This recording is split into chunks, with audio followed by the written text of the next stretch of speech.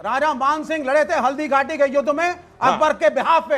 अकबर नहीं उतरे थे वहां हाथी के ऊपर। पहली चीज, पूरा राजपूताना अकबर के साथ था, मुगलों के साथ। पूरा राजपूताना पहले सुन लीजिए, जब शेरशाह सूरी ने हुमायूं को हराया और दिल्ली की सल्तनत पे काबिज हुआ और हुमायूं भागते हुए गए अमरकोट की रियासत में, जहां उनके दोस्त राजपूत सोडा डायनेस्टी के थे, जो आज भी पाकिस्तान में मेंबर पार्लियामेंट है, उन्होंने हुमायूं को शरण दी। इसी देश में दिल्ली में एनसीईआरटी की किताब में 2006-2007 में टॉम डी हॉटन का रेफरेंस लेकर भगत सिंह को रेवोल्यूशनरी टेररिस्ट पढ़ाया जाता था। इसी देश में पढ़ाया जाता था और इन्हीं के हिस्टोरियंस ने लिखा था। और अब सुनिए, ये जो विवेक बने बैठे हैं ना, अगर इस देश में राजपूत नहीं होते या राजा नहीं होते, मैं 100 गिनवा रहा हूं, एक नहीं 100, तो ये इनकी मूंछें कट गई होती और ये वसीम होते। और हमारे अपने लोग हम पर खुद सवाल उठा रहे हैं आज सिर्फ कुछ पैसों के लिए। और आज त्यागी जी ने एकदम सही बात बोली है कि अगर इस देश के अंदर क्षत्रिय नहीं होते, राजाएं नहीं होते और उनके अंदर देशभक्ति नहीं होती,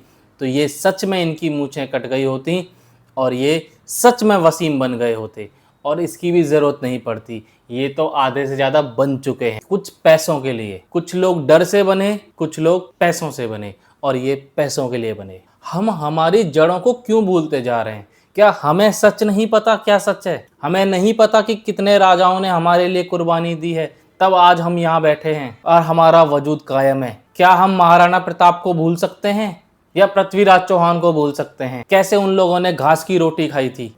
इससे ज़्यादा गलत बात हो नहीं सकती कि हम हमारे पूर्वजों को भूल रहे हैं, जो उन्होंने बलिदान किया है हम उसे भूल रहे हैं। और ऐसा ही कुछ इस वीडियो के अंदर हो रहा था, जहां पर विवेक श्रीवास्तव ने उल्टा सीधा और बेतुका इतिहास पढ़ाना शुरू कर दिया, लेकिन उनको सबक सिखाया रूबिका लियाकत और त्यागी जी ने।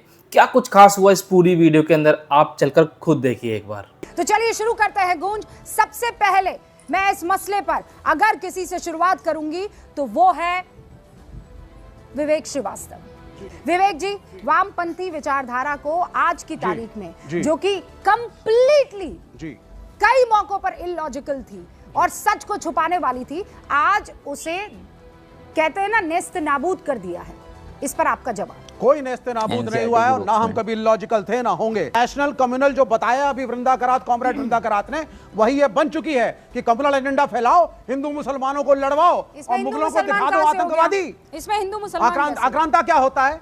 आक्रांता क्या होता है? औरंगजेब की मां हिंदू थी। अगर मैं आपके घर पर आकर अटैक करूंगी, आपके घर की चीजों पर अपना कब्जा कर लूंगी, तो मैं क्या कहलाऊंगी? नहीं, देवी? आप बाबर बाहर से आए, मेरे सवाल का हमला किया, अरे मेरे आपने सवाल आक्रांता शब्द यूज किया। विवेक श्रीवास्तव, मैं आपके घर पर आकर अटैक करती हूँ, मैं आपके घर में हर एक चीज पर कब्जा कर लेती हूँ और फिर कहती हूँ विवेक श्रीवास्तव क्या खाओगे, क्या पियोगे, मैं डिसाइड करूंगी, क्या पहनोगे, क्या नहीं पहनोगे, मैं डिसाइड करूंगी। तो मैं क्या हुई, देवी या आक्रांता? आक्रांता आप उसको कह सकते हैं, बाबर को, क्योंकि वो बाहर से आया था, लड़े, लेकिन राजा राजा से लड़ता था।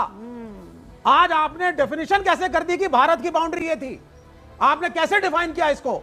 जहां एक तरफ संघ अखंड भारत की बात करता है और कहता है कि साहब दिस इज बाउंड्री लेस, तो आप कैसे? मैं कह रहा हूं आपके मोहल्ले में बाहर से रहने कोई आया, वो बाहर से आया, लेकिन उसकी पुष्ट दर पुष्ट अगर यहीं पे रही, यहीं पे शादियां की, यहीं बच्चे पैदा हुए, आप उसको भी आउटसाइडर कहेंगे? आपका बड़ा आप कहेंगे मोहल्ले से बाहर के लिए खोल रखा है, आक्रांताओं के लिए खोल रखा है, उस दिल में थोड़ा सा लॉजिक डालिए। ये आपके मोहल्ले में कोई रहने नहीं आया, आपके मोहल्ले पर अटैक करके उस पर कब्जा करने आया। प्लीज फैक्ट्स को फैक्ट्स की तरह रखिए। प्रोफेसर कपिल, जो लोग बाहर आए वो बाबर को आक्रांता मान रहे, लेकिन बाकी सबकी तो कब्रें भी यहाँ पर है। उन्होंने तो इसे रुकिए, हाँ भाई, कब्रें यहाँ पर, यहीं का पैसा, बार बार यही कहा जाता है। ये 30 सेकंड में मुझे जवाब दे दीजिए। मुगलों ने ये जो तर्क देते हैं कि मुगल चाहते तो सारे हिंदुओं को कन्वर्ट कर देते, कोशिश की गई। मुझे एक बात बताइए, अकबर ने चित्तौड़गढ़ के अंदर 40,000 वहां के जो नागरिक थे उनका कत्ल किया,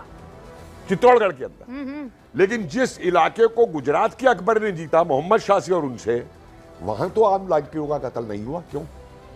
और एक बात और सुनिए, अकबर के समय में जब हल्दी घाटी की लड़ाई हो रही है तो जयपुर के राजपूत जो हैं वो लड़ रहे हैं राणा प्रताप के खिलाफ, और दोनों अकबर के जो सिपाही सलार हैं उनका खुद उस समय की उनकी किताब में, अकबरनामे में, और उसमें पढ़ लीजिए, जो एक कह रहा है कि देखो भाई हमारे सिपाही मर रहे हैं, राजपूत जब ये मर रहे थे जयपुर वाले, तो दूसरा कहता है क्या फर्क पड़ता है, मर तो काफिर ही रहे हैं। मान मैं नहीं तो कह रहा काफिर ही है, हूं, वो ये सबको- लिखा हुआ है उस नहीं, किताब तो के राजा मान अंदर। सिंह- मुझे गलत साबित कर दीजिए, मुझे गलत साबित कर दीजिए। मैं इतिहास बोलता हूं, मैं राजनीति नहीं बोलता। ओके सर, राजा ओके। मान सिंह लड़े थे हल्दी घाटी के युद्ध में अकबर के बिहाफ पे। जी हाँ। अकबर नहीं उतरे थे वहां जी हाँ। हाथी के ऊपर। जी हाँ। पहली चीज, जी हाँ। पूरा राजपूताना अकबर के साथ था, मुगलों के साथ पूरा था। राजपूताना उससे नहीं पहले था। सुनिए, जयपुर था, उससे जयपुर। पहले सुन लीजिए, जयपुर जब था, शेरशाह सूरी ने हुमायूं को हराया झूठ। और दिल्ली की सल्तनत पे काबिज हुआ और हुमायूं भागते हुए गए अमरकोट की रियासत में, जहां उनके दोस्त राजपूत सोडा डायनेस्टी के थे, जो आज भी पाकिस्तान में मेंबर पार्लियामेंट है, उन्होंने हुमायूं को शरण दी। सर सुनिए, ये जो आप बार बार पन्ने पलट रहे हैं और राजपूतों वाला जो आप झूठा अर्ध सत्य देते हैं विवेक जी, 200 घराने थे राजपूताना, 200 घराने।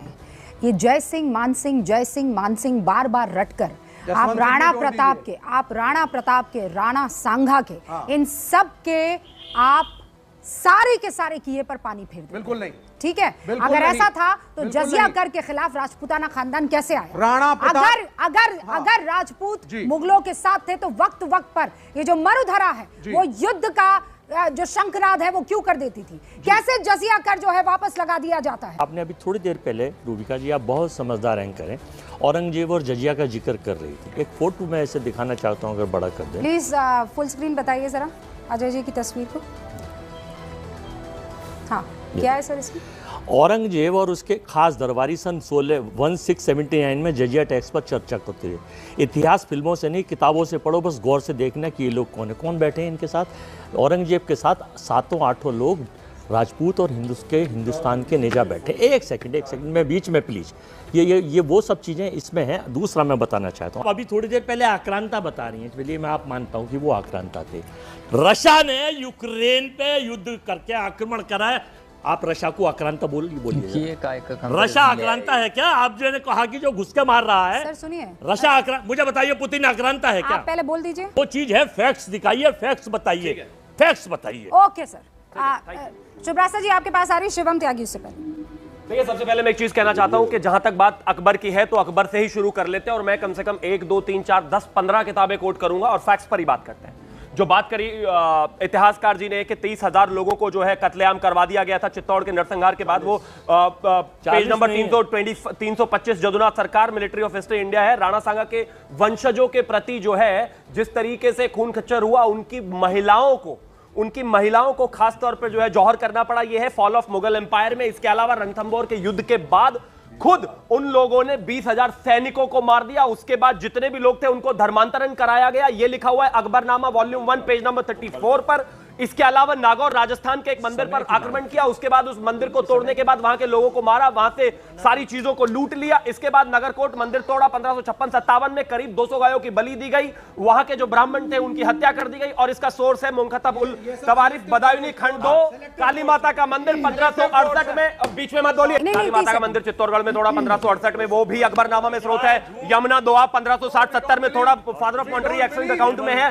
धर्म शास्त्रों को फाड़ा, अकबर ने प्रोत्साहित किया, अरुण शौरी की एमिनेंट स्टोरी में है। द्वारका मंदिरों पर हमला किया, उसके बाद मंदिरों को लूटा। The history of culture of Indian people खंड 7 में है। हिंदू संतों की गिरफ्तारी कराई, हाइस ऑफ तैमूर में है। हिंदू धार्मिक जुलूसों पर प्रतिबंध लगाया, डीकोलोनाइजिंग द हिंदू माइंड्स में है। गोहत्या का समर्थन करा, आईने अकबरी पेज नंबर 212 पर है। अब्दुल कादर बदायूनी का विवरण है कि इस्लाम का प्रचार करने हेतु उस व्यक्ति ने अपने और सेना के अधिकारियों को, जितने भी थे, कहा कि धर्मांतरण कराना उचित है। आईने अकबरी वॉल्यूम 2 पेज नंबर 203। मंदिर विध्वंस की घटना है, ग्वालियर के मंदिर तोड़ना, 50,000 लोगों से ज्यादा लोगों को मारना। और अब सुनिए, अब 10 सेकंड और दे दीजिए। मैं 10 सेकंड आप ले, उससे पहले मेरा सवाल सुन लीजिए। आप पर यह आरोप लग रहा है कि आप हिस्ट्री के इन चैप्टर्स को बदलकर आपके ऊपर बार बार यह आरोप लग रहा है कि मनुस्मृति की एंट्री करवा रहे हैं, भगवाकरण करने की कोशिश कर रहे हैं। पता भी है आपका एक एजेंडा है जिसको सेट करने की कोशिश कर रहे हैं। इस तीखे सवाल का जवाब मुझे 20 सेकंड के अंदर नहीं मिल पाएगा, लेकिन दे रहा हूं, फिर दो और मेहमान।